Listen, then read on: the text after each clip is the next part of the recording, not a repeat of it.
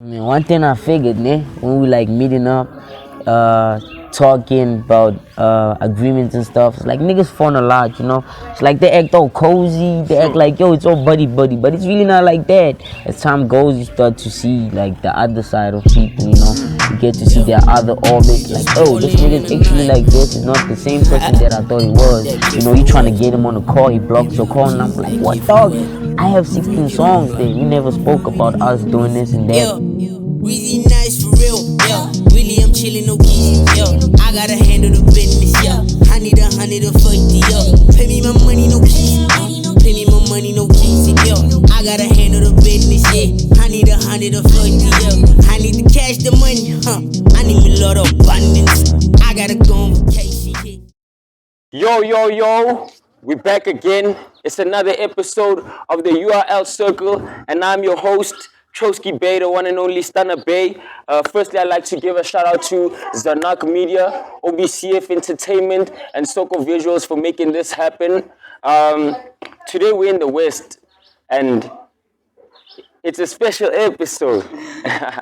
It's a special episode. You know, I've got the person who he considers himself as the new kid on the block, but I'd like to call him the king of the West because I don't think there's anybody doing it bigger than him and better than him at the moment right now. So I'd like everybody to please, if you don't already know him, give a big shout out to Yungkiddreezy. Yes, sir. Yes, sir. Yes, sir. Yes, sir. What's up, my dog? You good, bro? I'm cozy, dog. How's life, man? Hey, life been super hectic. Life changed, like for real. It's no more the same. People look at me different, like for real. It's been hectic. So, like, do you accept that title when I say you the king of the West? or like, do you feel like, nah, man, there's somebody else, man? With that, it's quite a complex question. It's a thing of I feel like I have to represent where I come from, you know. But at this point, right now, I can't take that title. I feel like it too, you know. It's like I feel like I'm rapping it in a profound manner. Like I'm actually taking it out to the world, you know. Yeah. Like the whole of South Africa. They even know it's that kid from the West. That kid from the West. Nah, but like, no, my question is like, why do you represent the West so much, dog? Like, is there something that you feel like the West has done for you to rep it so much? Or what's the reason behind it? Because like, Eminem, everywhere you go, whether it's Yungkiddreezy, you won't be there without hearing West Side, West Side. Even when we was like gents from the North, dog. You understand? Instead of them saying North Side, you see gents posing West Side, dog. Yeah. So I want to know, like, why do you rap it so much? It's really deep, why, you know. It was at a point where when I started rapping, it was that thing of not actually when I started rapping, but actually when I started taking the IG, the Instagram serious, it was a thing of the North Side is like popping, you know, and like everybody there is like it's like you had to fit in, you know. And I tried so much to fit in to an extent that I felt like nah, I'm doing too much, and like I'd rather be known for who I am than for a fake person. Then I used to envy being from that side, like, cause everything was there till one day I figured that nah, man, fuck it. I'm a kid from the West. I'm a kid from the hood, and if people are gonna like me, they should like me for who I am. So like that's when this whole West thing came up, you know, to an extent that we started having cliques, the West Side government, boys in the hood. Everything was all about West. So like the whole Yungkiddreezy brand is basically about the West, rapping the hood and shit. So like, I could say I live in the West, understand, around like Sophia Town sides, but I feel like this is the real West. You understand? Yeah. So I don't really know a lot about the movements happening in the West, but the thing is that you connect so much with many people in in like the North. So I want to know like, how do you plan when like you mix so much with those guys there? How do you plan on putting the West on the map, and what's your aim with it? Like, what are you trying to see or like eventually like see at the end, you know? At the end, it's a thing of the West is more of a trend, you know. It's like a low what they call it, low income area, you know. The West where I come from, you know. So it's a thing of that side. second quarter of 2021 this year, I was like basically in the east. So I could see it's like in the east, it's basically a thing of you can like wake up and go to somebody next door and they have a studio. You can wake up and go to somebody on the other street and they have a studio. The thing of with the West is not literally like that. In the West, if you have a studio, you're like the only person. If you're a rapper, you're like the only person. It's like hip hop is like an outcast genre in the West. So it's that thing too. So it's like me rapping it so much, I'm trying to open my niggas here in the West that yo, we can also do it. We don't actually need to look at the other sides. We can actually build our own thing here in the West End and take it out to the whole of South Africa. So as you say, like there's so many people. Like it's not easy to find a studio this side. The cliques that you spoke about, what is the West Side The West Side government, and the boys in the hood. Boys in the Hood? So how do you guys how were you guys able to form these cliques when it's so hard to connect in the West and actually find people who are doing what you're doing? It was a thing of we figured that we all rapping, eh? But it's a thing of when who is hosting, we're not together at the specific spot. So it was a thing of let's connect, let's be one thing, let's unite and like form something really solid and form a movement here in the West. So like people here in the West can actually pay attention to hip hop, you know. And that's exactly what we did, the boys in the hood. But it kind of failed. Then the West Side government came in and the West Side government is still kicking it even now, you know. Are you part of the West Side I'm government? part of the West Side government. Like yo, just give a quick shout out to your niggas from My your niggas, hey West Side man, government. hey, shout out to my niggas Scava, Sugar Shug, Michael, Mad Mike, and Venus, you know. We're like five, yeah. Nah, man. Shout out to the gents. Like appreciate like the niggas that you have, but I'ma get to that actually. You know, we're gonna get to that. So now, here's the thing, bro. You come from the hood, and I come from the hood too.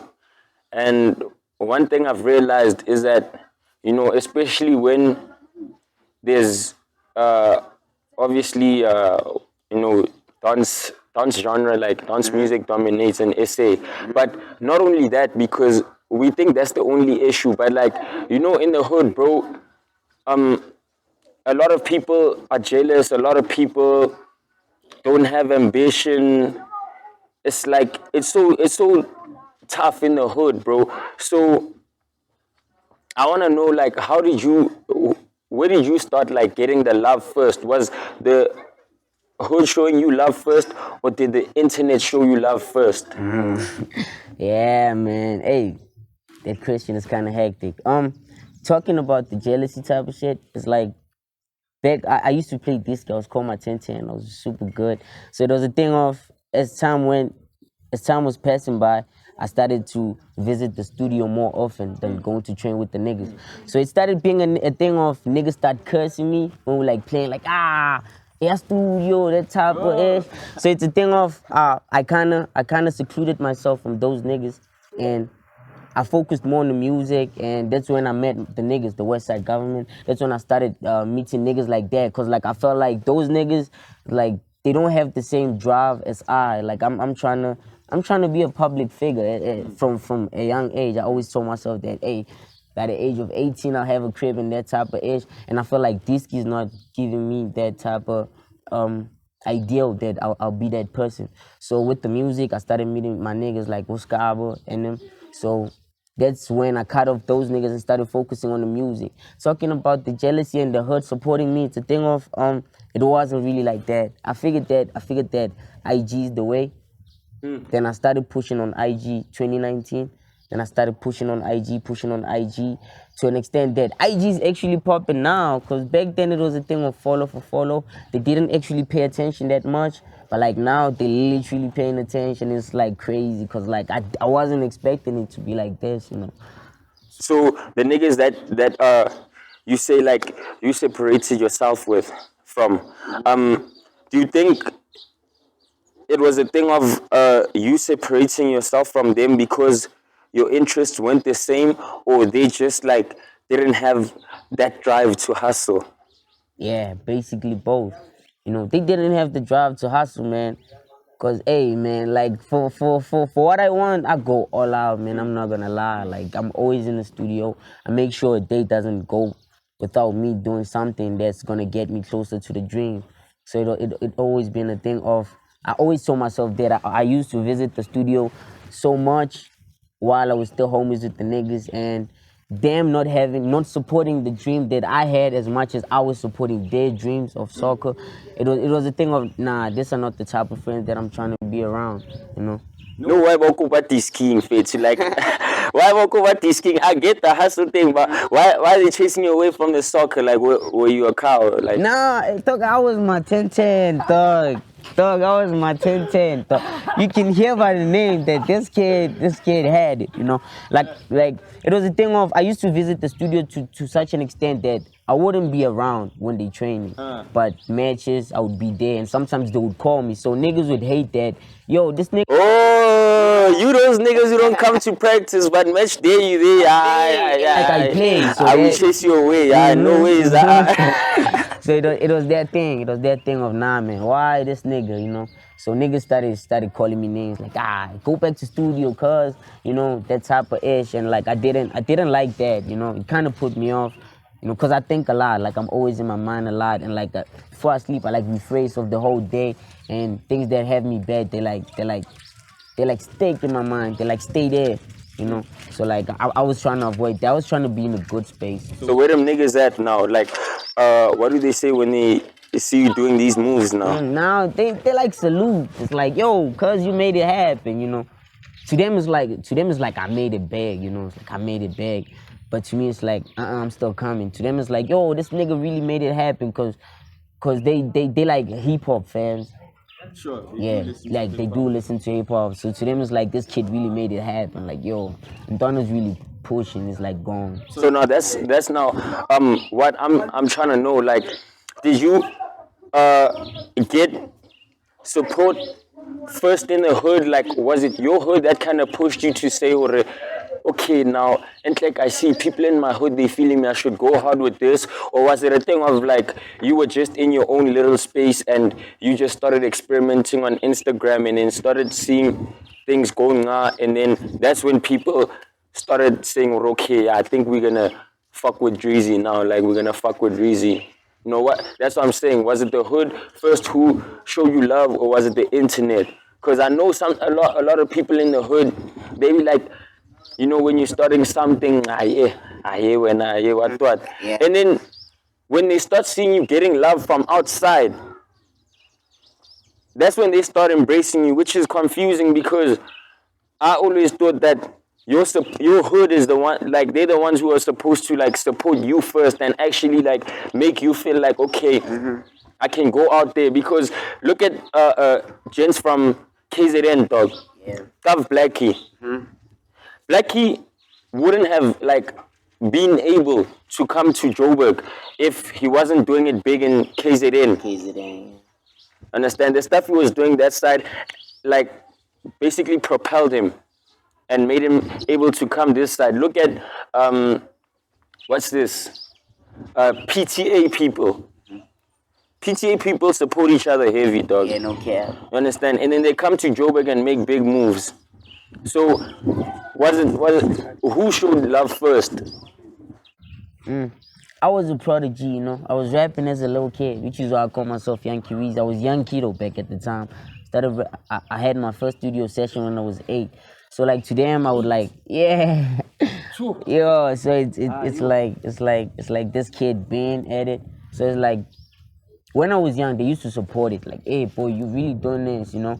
But like when I started growing up and going into high school and stuff, they kind of ignored now.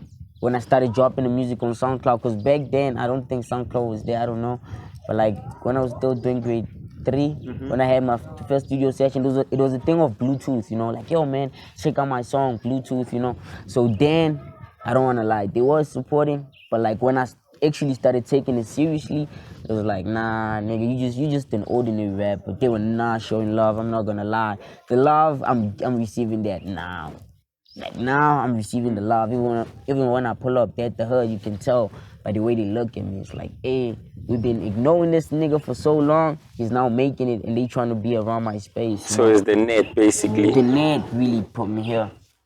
Nah, that's dope. I'm like, you should listen to this other song of Big Sean.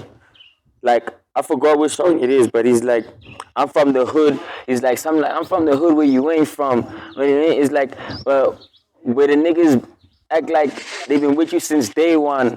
What I thought is like, you understand? He's saying basically he's from a hood where when you make it, that's when niggas act like they've been with you since day one, you know? Yeah, word. Yeah, but like now, I want to understand this because, you know, we talking about you playing soccer, you studio sessions when you were young, you in the West. So I want to understand kind of where you grew up because at some point I thought you were living in Bram Fisher. Some point I thought Rody Port. But now I don't even know what's this hood. I think I forgot. What's this hood? Tepi Song. So like kind of explain to me where you grew up exactly. I grew up in Bram Fisher. Back when I was young, my mom and dad, they used to live with me at Honeydew. Then we moved from Honeydew. We came here at Bram Fisher when I was like 3 years old. Yeah, then when I was 3 years old, that was in 2006, 2007. Yeah.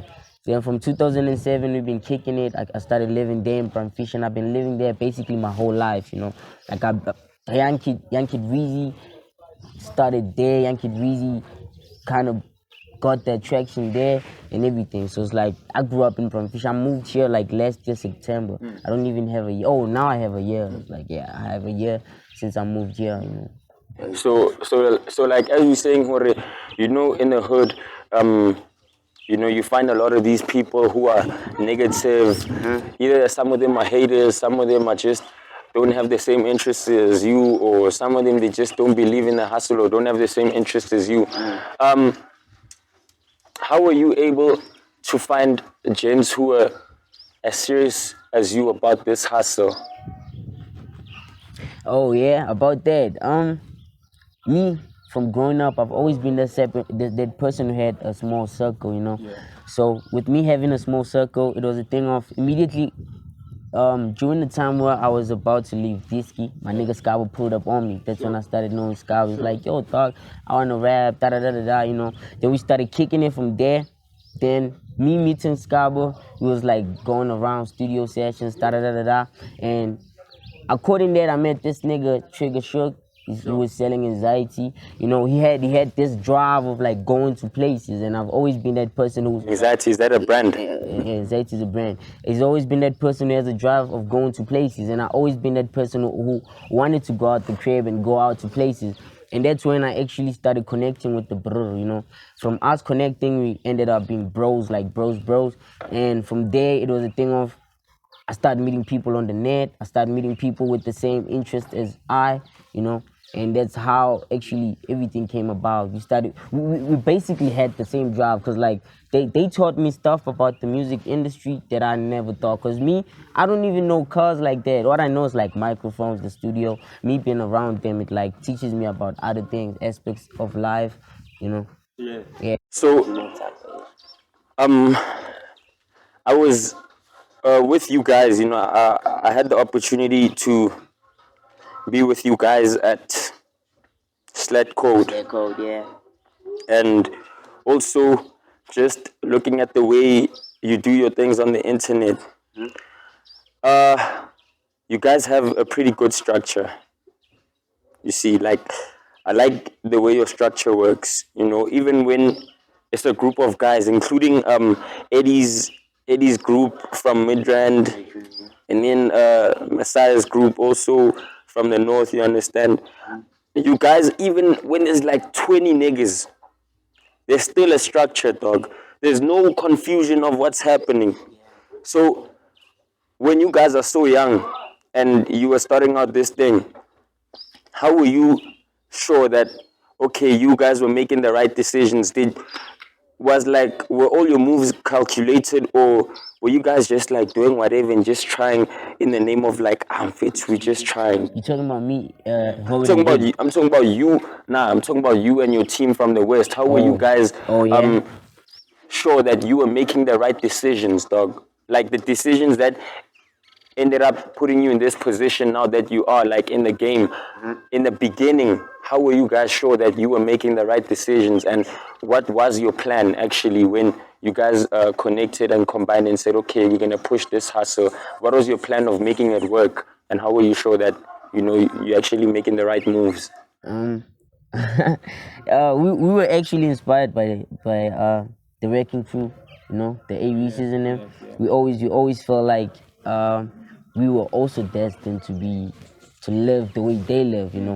Yeah, so us with the moves and everything, we always believed in a clique movement. We always felt like we're much more strong when we're moving as a unit than as solo individuals. So it's been a thing of we calculate. It's like before we say something, it's like we know we already planned ahead that next week this is what we're doing. 2 weeks from now we dropping this, and this has to have the audience speaking about this like that. Some few publicity stunts like, hey, something happened to me while it didn't happen. It's always been a thing of we just wanted the media's attention. The media's attention. For us to get here, it's always been a thing of consistency. It's always been a thing of consistency. Staying away from the hands, always focusing on the work. Cause like that's our drive.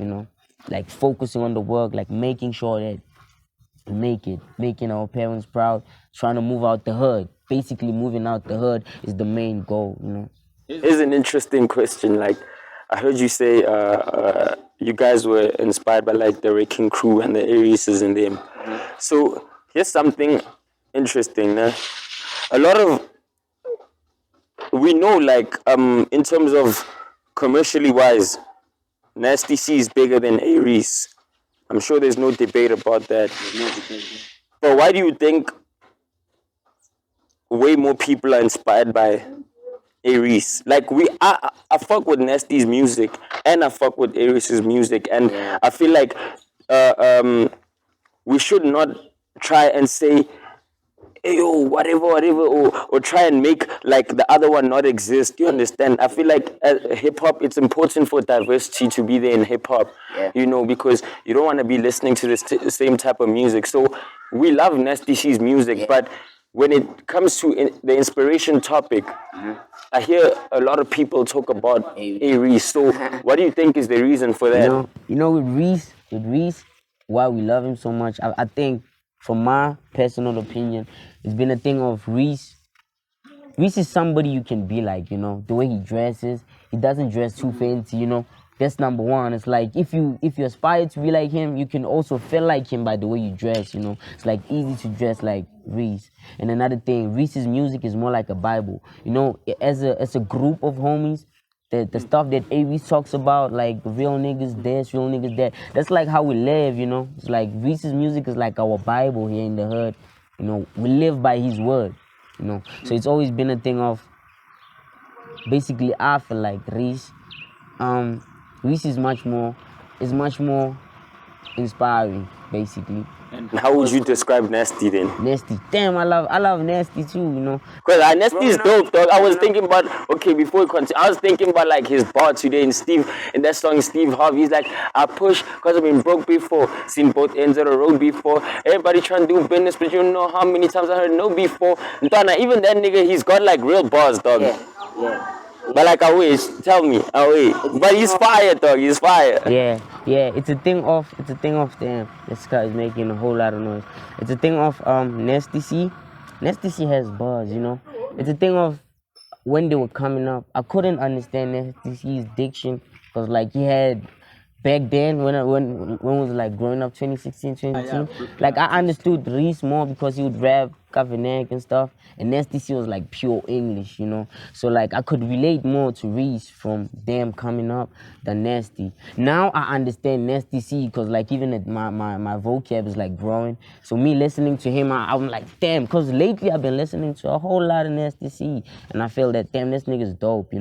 And me starting IG, I always felt like I'm a combination of both Reese and Nasty. Like I always wanted to have those Nasty C type of hooks, and the verses bang like A Reese, you know. So it's always been that thing too. Which is kind of why we say like they can both coexist in the game. You understand? Like we need Drake's music, we need J. Cole's music too. Kendrick, don't forget Kendrick. Ish, ish, Kendrick, nah, away, yeah, no, and Kendrick really comes through with that intelligent shit also, yo. But like, so now, dog, you don't smoke. I don't smoke. I have strict parents. I have very strict parents, and I don't want to disappoint them, you know. Like my dad, every time I come back from a show, he always tells me like, "Yo, if you do this, you're gonna really disappoint me." And like, I don't want to disappoint them because I've disappointed them back in 2019 by repeating the grade, you know. So that's something I don't want to see them in that pain anymore. Cause like, what I owe them is to just do good in life, you know. I don't owe them much. I don't owe them money. I don't owe them I just owe them success. I just owe them happiness, you know. I just want to see my parents happy. So that's the thing, bro. You understand that what you're saying? That it's kind of like exactly the direction I'm going into because I was gonna say that, Hore, Emane, you don't smoke, dog. So I want you to explain like what type of kid you were growing up and how were you raised in your home. What were the things that you were taught at home? And like the way about who this thing cutting, charting, or ube the way cutting. Um, Growing up, I was always with my mom. Damn. Back in primary, my dad was working in another province, you know. So I was always with my mom, and like being with my mom, she kind of taught me. I won't say family values. She kind of taught me how to respect people, you know. Sure. And growing up, I've always been that shy kid. I've always been a kid with the book, you know, like always studying primary and stuff like that. So I wasn't actually exposed to the streets that much. I would go out, but it's like I've been antisocial for so long, for as much as I could remember. So I grew up in a family of a lot of girls. I've always been around a lot of girls. So like I've been. I actually don't know how to put it, but like I've been more of a boxed in type of person, you know. I've never explored much, which is why I'm telling you that I only know a lot about the music. I don't know cars like other niggas, you know. I don't know the other things like other boys. Like I know the music because that's actually what I've been through. And my pops, my pops is a person who always taught me about family values, you know, like respect. Never forget where you come from, you know. Never forget where you come from. Do good in life. What you want, you work for it, you know. That's one thing he taught me from a young age. Like, yo, you can't just be a couch potato, chill on the couch. Like, you have to work for what you want, you know.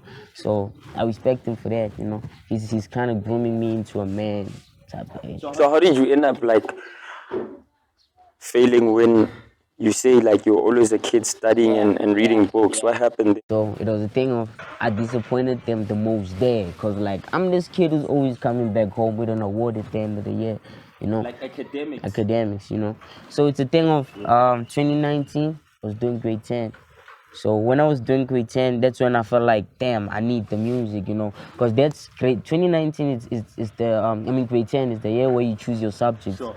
So it was a thing of while I was choosing my subjects, I chose physics, pure maths, and whatnot. And then at that time, it was a thing of the music thingy. Like I'm starting to grow more love for the music, you know. So it was a thing of I've always been, I put too much of my time in the music than school, you know. And like physics, pure maths, it's like you have to put your undivided time to them. So it was a thing of I was more focused on the music because that's when I started the IG, the dropping music on SoundCloud. Basically, the whole Yungkiddreezy thing started 2019. That's crazy, dog. Cause like, you know, bro, as you saying, like, in maths and physics, Emane, you see that, dog. Once you miss just like, If like, Eminem, once you miss one day of homework, the next day, Yeah. and then the next day, dog, it's hard, dog, it's crazy. Hectic though, cause I wanted the music so bad. Like I would fight with my parents. Like, mom, nah, I want the music. You know, always had those type of conversations. Like, fence at school, no, do this, and I was like, the music. Nah, I can make it without school. You know, I started being hard headed then. So by that, I failed the grade. You know, and after failing the grade, it really hurt me. It really hurt them. And but now it's like I'm back on form, man. My report is looking beautiful, the music too. So it's like, go. So now I get how like your home environment shaped you, and I kind of understand the person that you are. I wanna now. Don't worry. I wanna now understand, how did your outside environment shape you? You understand, when you started going out with the gents. And here's the thing, right?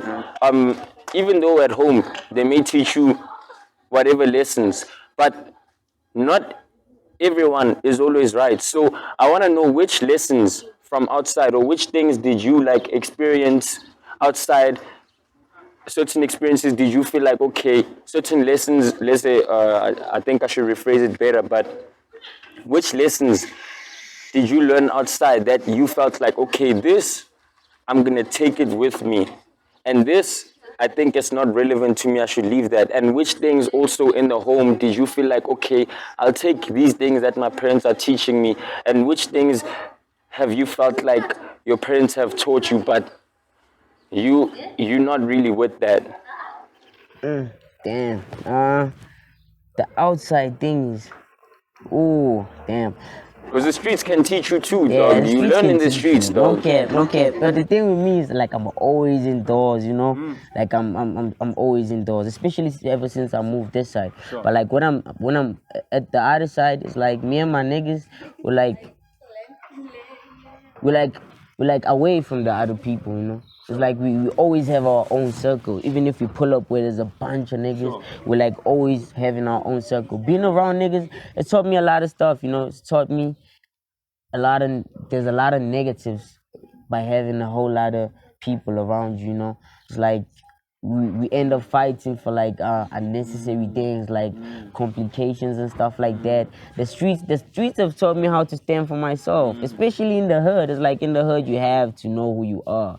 Being in the hood, you can get lost in the sauce quick, because like smoke, it's easy to get hold of those, you know. Living in the hood is easy. Yeah, not just weed, you know. Not just weed. So it's easy to get lost in the sauce. Not everybody in the hood is like inspired to be something, you know. So it's like you have to focus. You see, with these questions, like, it's kind of hard for me to recall, no lie, it's kind of hard. But like from the people that I've been around, You say there's no shorties in your hood. I see shorties. nigga. Let's talk about that, nigga.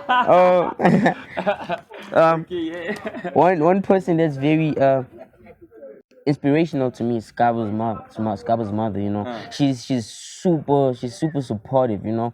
Like, she always makes sure that like we have a place to crash, even when I'm not here by my side, like there by the other side, like Scaba's mom. Make sure that we always sorted. She always tells me stuff. Like, there's even a bar that I heard from A-Reese, Scaba's mom phrased it for me, and I was like, damn.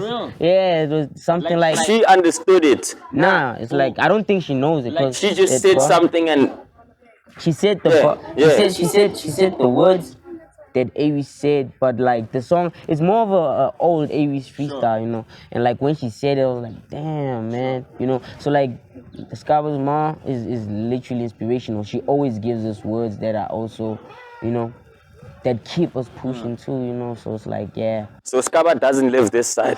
Scaba doesn't live this. Where does he live? He lives from Fisher. From Fisher. So he pulled up today to like support you. Yeah, my niggas are like that, man. My niggas are like that. Let's give a shout out to Scaba, man. Let's give a shout out to shout out to Scaba. my You nigga, understand, man. yo, Shout out man. to my nigga. You know, it's important to have homies like who really like support your hustle, yeah, dog. no cap. Because they're supposed to be your first fans. Like before anybody can go crazy for you in the street, they should be the niggas who are like hyping you up in the street. Like, hey, yo, dog, you know my nigga, you know Yungkiddreezy, dog. It's always been that thing. You know this nigga, this nigga is dope, bro. You understand? They're supposed to do that, which is like why it's important, like to. It's really like something important to watch who you surround yourself with, bruh. And you know, even me in my life, dog, I feel like I've surrounded myself with a couple of bad people, dog. Or not bad people, but like people who weren't really constructive to my life, you know. So I really like fuck with what y'all have going on, you know, the way you guys are doing things. Like, bro, y'all niggas inspire me, bro. I don't want to cap. Like, I'm not a dick rider. I don't ride niggas' dicks. You understand? If a person pulls up in our studio and he's like somebody big, I'm not gonna like kiss their ass just cause you whoever. You know, there was a nigga who pulled up in our studio in 2019. I don't want to say who, but apparently he's like from Boys and Bugs. You see? So this is our studio, bro. We like literally the shit that he's recording with is equipment that I invested in with my niggas. I pull up in there random from lectures, you understand? Dog, I try to greet the homie, dog. You know, like, yo, I don't even know who he is. Dog, mans doesn't take out his hand. Like, what? So now, I'm like, this guy ain't got time for negative energy. My nigga's telling me, he's like, hey, this guy's from Boys and Bugs. So I don't kiss ass, bro. You feel?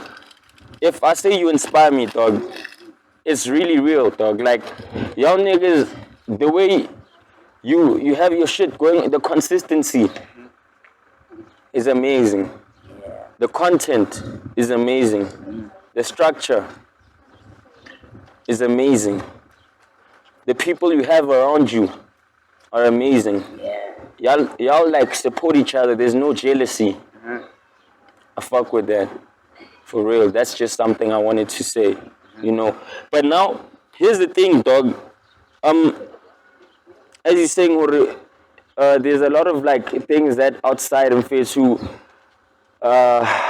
what outside there's a lot of bad influences, and I agree. At home you're very safe. But for me, I feel like that's an unrealistic bubble. So I want to ask this: if you were to have a kid, as you say that you learn to toughen up in the street to see certain things, if you were a parent, I know you're still young, but if you were a parent, would you let your kid out in the street, and why? In the hood. I would. Okay. I want my kid to play one part like me, dog. Sure. I grew up playing one part, dog. I grew up playing the alley, dog, you know, playing dog, dog. It was a nah brain too, you know, playing with the homies and stuff. Like, I would, you know. The streets, they make you grow, you know. Like the hood, I feel like there's certain values that the hood teach you than the north, you know, the suburb. Because like I feel like in the north you're much more isolated, like always indoors. If you go to somebody, you can't be on the streets, you have to be indoors too. So I feel like I would, yeah. So now, I feel like one day you're gonna get rich, dog. You're gonna get rich. I'm telling you. And you're gonna live in the burbs. Yeah, but in the West though. In the West, for real. Yeah. Shut up. West side represent. But the West really got, it's got like, I think one of the best burbs, like those Clearwater sides, the Hill Fox sides. Yeah. The hills, those are like, hills, dog. And you're looking at the north there, like, you know, you can see the north, but you're cozy there. Yeah. So, now, when you get rich, as you say, it's important to, like, for your child to learn those values. Whoever whatever. Do you feel like you're gonna move your whole family out the hood, or that's what? That's actually that's actually what I'm trying to do.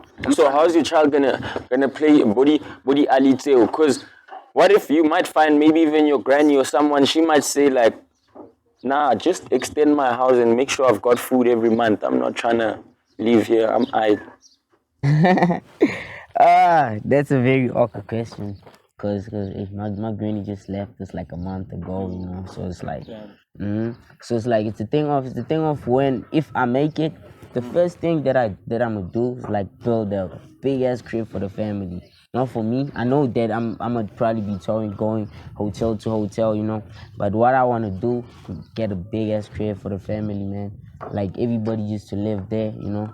Maybe here in the hood, but like a big ass crib where like they can be like safe and proper. A crib that nobody's gonna pull up. Like maybe I failed to pay rent and now they like get out the house. Failed to pay water. I'm a crib in the hood, a big ass crib where like everybody can have their own room. Pull up there like a big family house. That everybody's entitled to. That's what I'm trying to do first before I can be like, yo, this is what I'm gonna do. This is what I'm gonna do. Cause I'm still trying to live with my homies, man. Yeah. I'm finna live my 20s with my homies. The day by my calendar years, that's when I can be like, yeah, now I'm starting a family. Sure. So now I want you to give me advice, cause I feel like I've got a little bro, but I feel like I'm too tough on him. Like, how can I balance keeping my boy safe in the crib and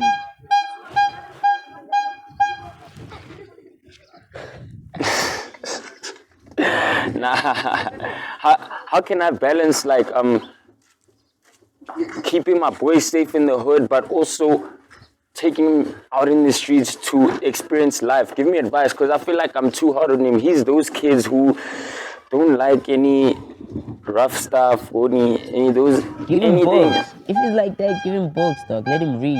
Let him read a lot. Let him train his brain. I feel like I have a little bro and he's like one. I'm just trying to be the best bro in the world, man. I'm trying to groom him like he's my son or something.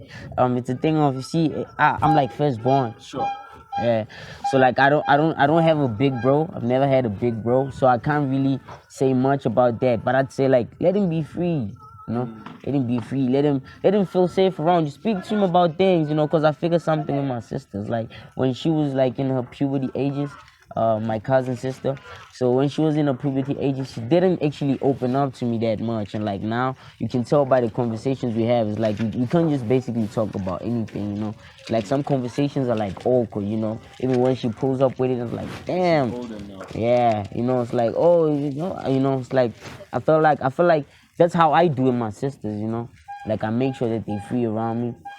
They can tell me anything, like basically anything. I play with them. I'm super childish when I'm around them. Out on the streets, I'm like a different person. That's what you should actually do with your little bro, man. Like give him that love. So basically, like I should just show him love and let him be who he is, and take who he is and kind of try and make him the best of who he is and who he wants to be. Who he wants to be.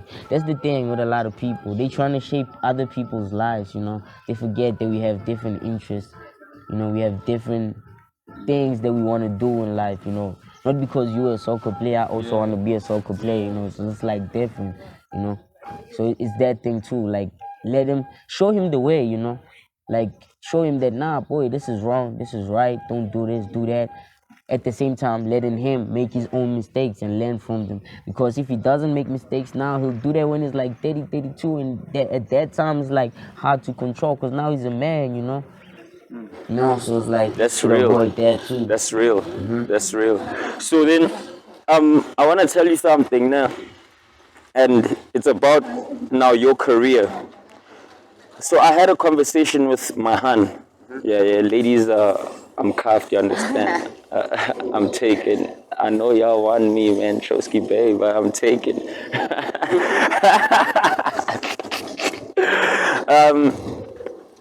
She said something to me because I hosted an event last week. And bro, I was surprised that none of the niggas my age, bro, like, okay, there were niggas my age, but a lot of the niggas I chill with my age didn't pull up. Who fihlile ma 2000 bana ba high school, like gang high school kids supported that event. And my aunt said to me something. She was like, yo babe, the next day she was like,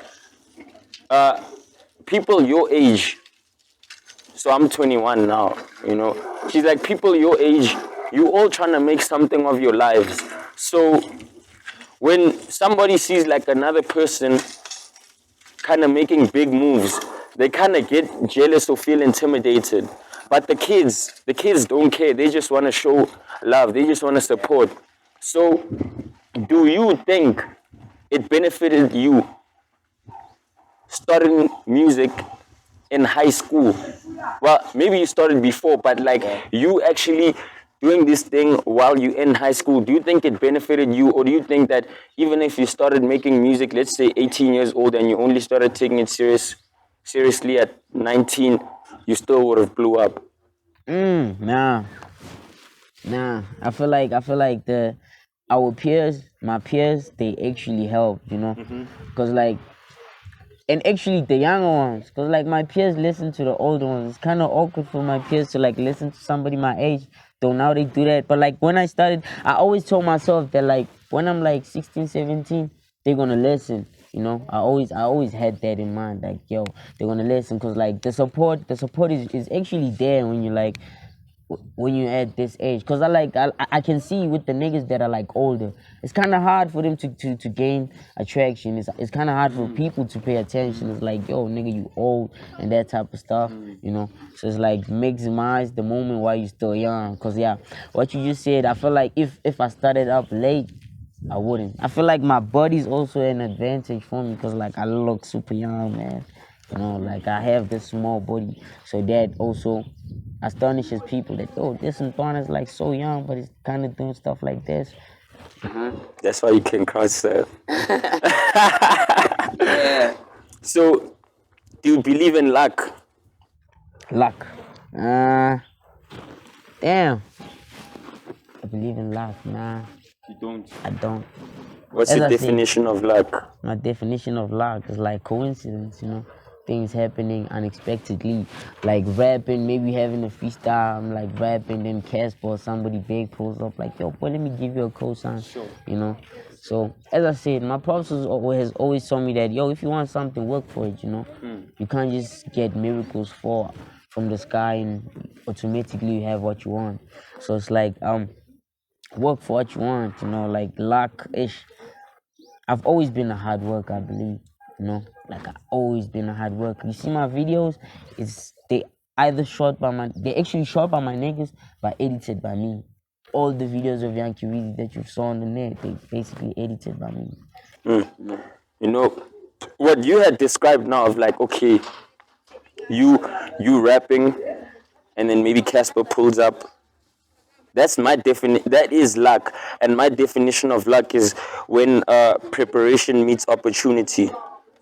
You understand? So that is preparation, cause like, dog, you killing it right there, dog. You killing it, and if you weren't killing it, your vest pulls up, dog, and you understand, he's there. Now if you a dope rapper and they like, hey, and they said, ain't on a rap, and you didn't want to rap in that moment, and you didn't know your vest was gonna pull up, you understand? But like also, so I think it does, like, luck does exist. It does exist, but in your case, you weren't lucky. You did work hard. I did work hard. It's and the crazy part was before all of this started, there was a thing of the week before I got called up by Nameless Studios. I prayed like on a Sunday. I prayed so hard, man.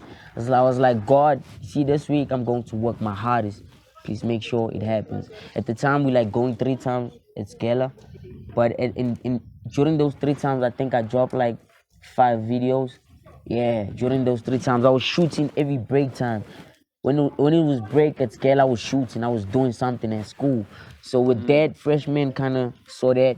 They put my videos up. Then putting my videos up, I got called up. Nameless Studios.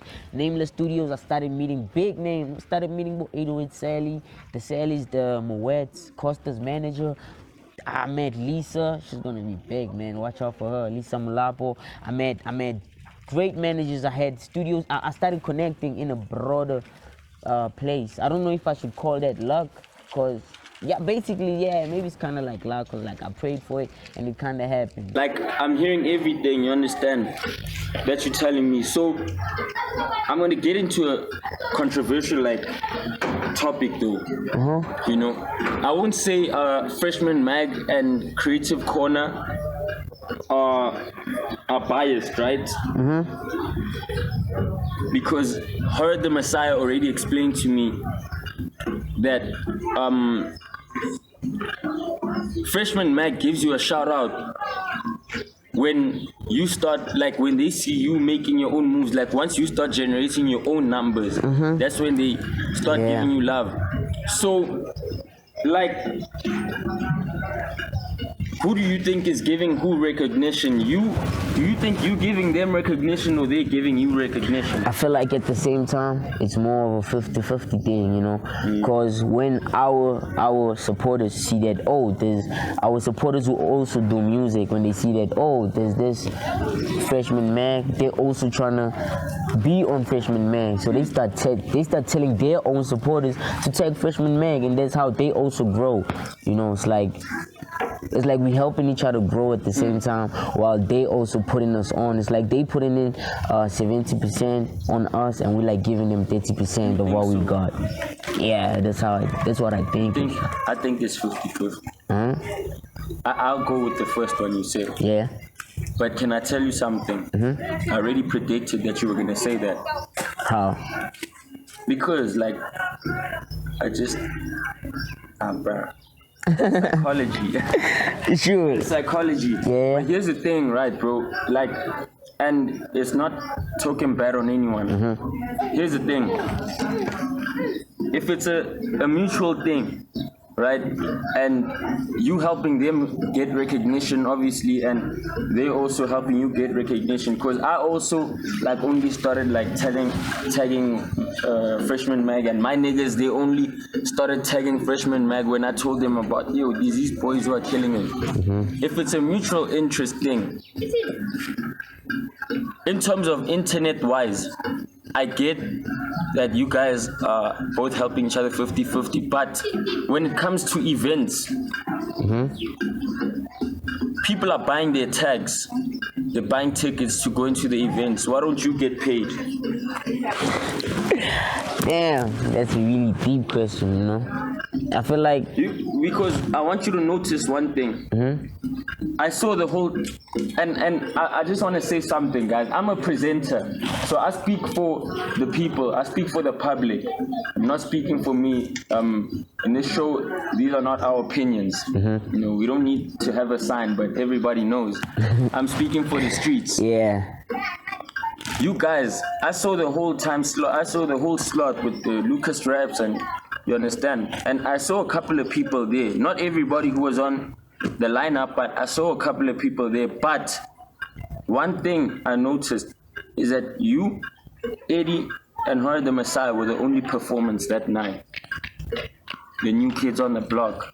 So why aren't y'all getting bagged? How do you feel about that? After the performance, it felt wrong in some manner. But like at the same time, it feels like it's more of a thing of they hosted that thing of get people taking your names a couple of times on the comment section. Then you're gonna get a slot to perform, you know. So I feel like it. Since we won the competition, it's more of a thing of them having us there is like a favor, you know. Because like Sled Code was a big event, you know. It really changed our lives. After that, it was our first time being in a crowd like that.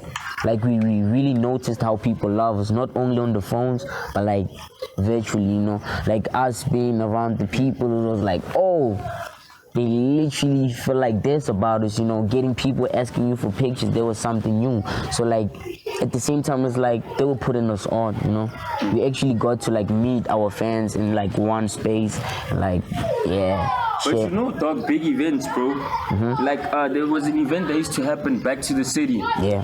Bro, back to the city, they would host like something where people come through, like maybe in Bramo or wherever, and people just perform and you get a chance to perform. And you know what was like, I don't know if I'm wrong, but I think I heard it somewhere, dog. Someone may correct me, but I think I heard that niggas was getting 8K. Whoa. And Damn. they gave you an opportunity, dog. Damn, that's crazy. Damn, I don't know about that. Yeah, So yeah. I feel like, dog, it's we should appreciate the opportunities, but let's also like understand the difference between getting an opportunity and getting exploited. You know, not that you are, but you know, it would be nice to say, or at least you get there. You can get some food, or you can get something to come back home. You know, in the morning you can pour some coke. You can buy some coke by the shop. You understand? yeah. So maybe as artists, as I'm saying that, you guys should also consider the fact that you also putting them on. So maybe the game needs to change a bit. Yeah. Yeah, that's facts. Maybe the game needs to change a bit, cause like, hey, for us to also get to the gigs, we need money to get there. You know, it's like for us to be comfortable there, we need money to get drinks and stuff. So it's like I feel like everybody should like get their own cut. You know, speaking about that, like it kind of opens my third eye, so to speak. It like puts me in a different domain. Like, damn, I didn't see it like that till now, but like. At the same time, it's like, alright, it happened. Memphis Law, whatever happened, happened. It's all you know? good. It's all good. It's all good. Like, you know, you gotta like work your way up. You understand? Yeah, but word. also, don't forget your value. Yeah. Because I My saw you value too. posting, there was some people who were offering you money, like, see, It's crazy. Yeah. like, you understand, Like, dog? yeah. And that's your value, boy.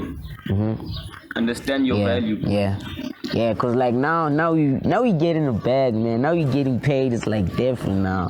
Like it happened so quick. You know, it's like now we getting riders too. It's like it was hectic when they asked me for the first time, like, what's your ride? I didn't even know what's that, but like now Shit, I know. yeah, You know, yeah, it's like now I know. Oh, it's a rider. Oh, I gotta get something. So it's like, now I know. You know. Nah, shout out Riza. Like that's dope, man. You know, it's all about development, you know. So here's one thing, dog. With contracts, I heard you say the other time we had a young conversation, and you told me that you had recorded about 16 songs Yeah. by this other guy's studio. And then he didn't want to give you your projects. Yeah, it would. So, what do you think now? What do you see now? What do you think now when you look at from your perspective is the importance of like understanding contract and everything that contract and everything that you're doing and roles that are being played whenever you are working and in studio or wherever? I mean, one thing I figured, man, when we like meeting up, talking about agreements and stuff, it's like niggas phone a lot, you know. It's like they act all cozy, they act like, yo, it's all buddy, but it's really not like that. As time goes, you start to see like the other side of people, you know. You get to see their other orbit, like, oh, this nigga's actually like this. It's not the same person that I thought he was. You know, you trying to get him on the call, he blocks your call, and I'm like, what, dog? I have 16 songs there. We never spoke about us doing this and that, you know. I had the song West Side West. That song, people know it on the net. People wanted the song, but till today it didn't drop. I recorded that 28th of May. Yeah, you know, I've been promoting the song so long. I only got the song like last week, like this month. You know, I'm only getting the song now, not by getting it through him. I had to go there at like 9 o'clock at night to go there by his crib. I get there, he's telling me that he's there while I'm here at home.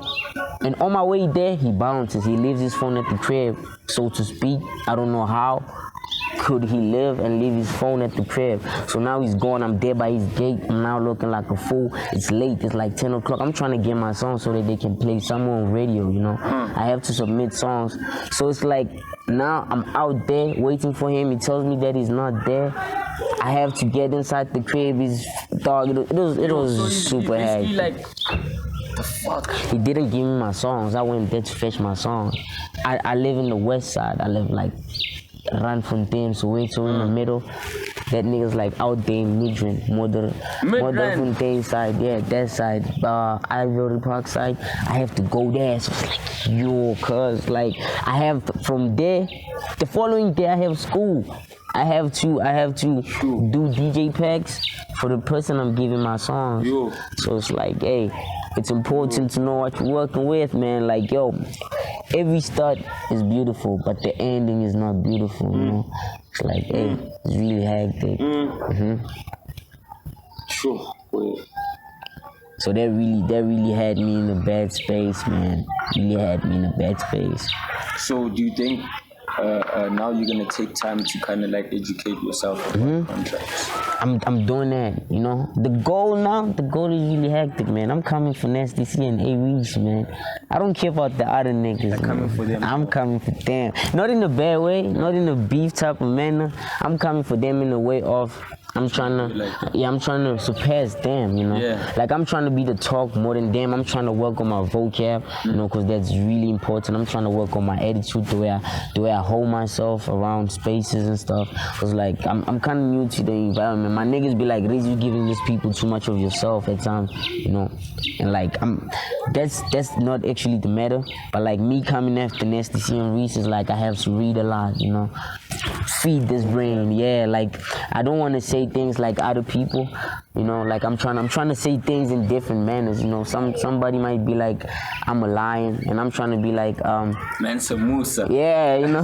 Like Mansa Musa. Yeah, like, yeah, that's it, yeah. because like not many people know about that's like some history shit. I think you learned that in like primary school. Yeah. I think not even high school, like primary. You know? I think that when you're learning about maybe the fucking slave trade, something right? Or some shit about that. Yeah. So it's the type of things I'm trying to do, you know. I'm trying to have somebody when he listens to my shit is like, damn, I had that in class, but I missed it, you know. Like I'm trying to have those bars that people resonate to so much, you know. Like I do trap now because like trap is like the sound that's gonna get me fans and stuff. But like basically me, I'm a rapper. Like I rap most of the time, you know. I'm actually venturing into poetry too. Like I'm kind of learning a whole lot of stuff. I even got the definition of rap because I didn't know, but I've been calling myself a rapper for so long. Rhythm and poetry. Oh yeah. You know? That is what it is. Rhythm and poetry. Yeah. So like I'm teaching myself stuff too, you know. I'm trying to make sure that when I'm like 19, turning 20, I'm that kid. Like when I pull up, when I'm done with my trick, when I'm like, yo man, when I come for these niggas, they feel me. Don't forget us, you know. Though. Never. That's just the person I am. Like as I told you, let's sip a bottle. Yeah, as I told you, my dad always tells me, never forget where you come from, you know. Yeah. And that stays in my mind. Like, never forget where you come from. Never forget the people that put you on. Never forget the past, you know. So I have that instilled in my mind. Like never forget where you come from. Always appreciate, you know. So quick advice for like the kids who they feel like okay pursuing a rap career, because even now I don't know how you're gonna balance school. What if you blow up end of this year? What are you gonna do at school? It's literally hard, I'm not gonna lie, you don't know man. what you're gonna do Yeah, but it's the thing of I'm gonna finish my trick. I really plan. Sure you Me can and my finish niggas, it? I'm sure. Are you Definitely. Yeah, If you blow up now, what's gonna happen? If I blow up now. And I'm talking about blow up. I'm talking about blow up. Like, I'm not talking small things. Hey, I'm saying dog. now you finna go live. People want to go live in the north. The money's coming in, his gigs, whatever. What are you gonna do? What I'm gonna do? Yo, I literally don't know. But it's super hard. I could tell. Like I've done a couple of gigs, and like the following day going to school is like I'm super exhausted. So you know, I have fatigue all over me. What's your advice for kids who think that okay, them rapping means leaving school? For me, it always been a thing of if I finna be a rapper, I should be a smart rapper, you know. I shouldn't just be a rapper and talk about chicks, money, you know, the ordinary stuff. Like that's one thing that's my objective actually every time I write a song. Like yo, I don't want it to sound too mediocre. I don't want it to sound too simple. I want it to hit hard, man. You know, I want to talk about different stuff. You know, like I just want to be astonishing to people. I just want to education, you know. Yeah, which means education, you know, like make sure that you're smart. If you're leaving school, make sure that you leave in school while you're smart. You're not gonna give us the same shit over and over again. Listening to your album is like we're listening to a loop, you know. So I think here's also my piece of advice, you know, on top of that is that like, if you are gonna, let's say, decide to leave school, hey Papa, don't leave before you blow up, because you're gonna be in the hood Word. Yeah. trying to sell weed for a living. That's not the if laugh. you're not Yungkiddreezy, don't try, Baba. That's not the laugh. Like, look, man, I feel like school is just it's a way of securing like that success, like to say, you know what, not that it's not anything better, but I feel like for us black people, why we emphasize it so much and tertiary education is to be like, hey yo, we want you to get a job, like we want you to be secure in life. So if if whatever you're doing it's already got you secure, and you are really secure, one thing I'm gonna advise you, make businesses, because when shit like COVID hits now, Yeah. it's gonna get rough. You need things that are like, that don't need you to be like working every day or working in crowds, you understand? Because events companies also, they got hit now. So if everything is looking good for you and the bag is coming in and you know you got your mind right, boy, just fly, boy. Word, yeah. You know the crazy part about what you're telling me? It's basically what everybody tells me, you know. It's like, it feels like it's something that I have to do. It's like it's emphasized so much to an extent that I have to make it come through, you know. When the money comes, I have to buy the cribs. I have to make sure that whatever assets I buy, they're like tangible, you know. Because also, like, it's a different lesson now for everyone, the whole game, because nobody thought COVID would come. Yeah. So Yeah. just like make sure you're good, boy. Word, for real. Make sure you're good. Yeah. But here's my last question now. Yeah. And I wanna know, you performed at Slat Cold. Yeah. You crowd surf. I crossed up. Crazy. Damn. For the first time, man, I crossed up. You see that picture is that day is very iconic and monumental. If I ever make a movie about myself, the day has to be there. And it has to be near the climax. So yeah, it's actually the climax of the movie before the rising action and everything. So here's my thing now. What was the conversation you had with your mom or your dad or both of them when you came home? That's what I don't want to know about with the friends. I want to know, like, Yeah. when you arrived at home, what was the conversation? What did you say to them? How did you like tell the story to them? Hey, I speak to them over the phone, you know. Oh, I spoke to them over the Yeah, like I told At night. the day of the event. But when I pulled up, it was a thing of, yo, what happened? We seen pictures, like, yo, it's crazy, you know. My parents start to see that, yo, this thing is really happening, you know, like, hey, yeah, it's like Donna's really making it happen. So like they were happy, man. They were very jubilant, like they were excited, like, yo, Fenty, like, yo, my son, you know, thinking about the past, like, you know, like you really making it happen. How do you feel? You know, it's always be ish, man. It's even hard to explain it. We calling it like Boy, so gotta many tip off your things. shades for this one. This about your rents, boy. We need to see through your soul, boy. We need to see through your soul, boy. Yeah, man. So excited. When I came back, I like spoke to them for like an hour, like chilling there. Then they started telling me about, when this happens, do this, you know, like they were like guiding me, like, yo, when this hits, do this, don't do this, do that, don't smoke, as I told you, like they're very strict about that. If you do that, you disappoint us like big time. So it's like, they were basically telling me about that, life in general, like, yo, if this happens, make sure you finish school, then focus on it, you know. It's crazy. Your parents will never be like your regular fans. Even when you're succeeding, they're still gonna come through with a Yeah.